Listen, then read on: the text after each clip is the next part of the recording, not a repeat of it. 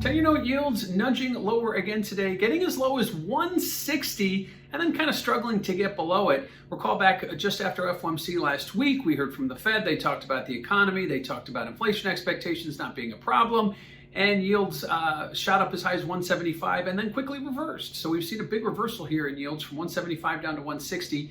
A lot of that coming after the Fed met last week, and we had obviously the Fed chair and the Treasury Secretary speaking this week regarding the CARES Act. None really giving any sort of concern about inflation. That's really what's been the driver of yields. Yields have been driving higher pretty much all of 2021, culminating in that high of 175 last week. So a modest pullback here. Is the Fed not concerned? The Treasury not concerned?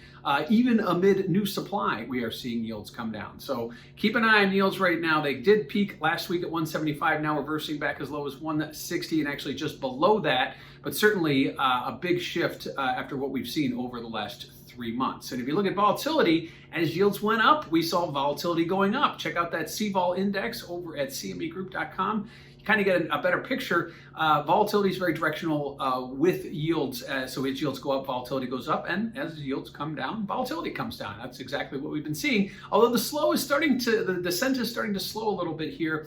Clearly, some of the Fed speak that we've gotten this week, not only from the Fed chair, but we have a slew of Fed speakers still remaining, and a lot of uncertainty about where the economy might be going or where some of the forward guidance might take us. Yes, the Fed told us everything's fine, but when we get numbers that aren't very strong, it starts to lend a little bit of uncertainty, or more uncertainty, I should say, to the economy and to the market. So at this point, 10-year note yields continuing to decline, but at a slower pace. Likewise, volatility is declining and also at a slower pace. So what do we have ahead for the rest of the week? Well, tomorrow is Thursday. That means it is claims day. So we'll keep an eye on that jobs number. That's our in the moment look at where jobs are. Certainly the numbers that we've been getting out of the claims department have been elevated. And even though they are well off those uber highs from way back when last year during the heightened part of the pandemic back in March, they are still about 3.5 times where they were prior. So there is still a lot of work to be done on the jobs front.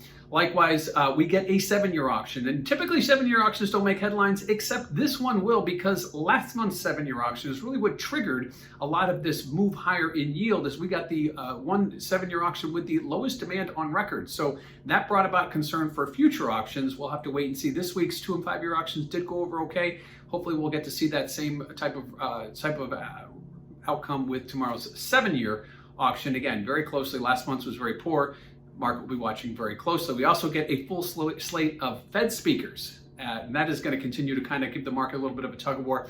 Fed has been very dovish as of late, not only the chairman, but other Fed speakers during this entire week. So that has been one reason why I think we've seen yields come down as well. A lot of dovish talk from the Fed. So 10-year note yields have made a big move since last week, but starting to slow that descent, hovering at about 160 as we head into tomorrow's 7-year auction.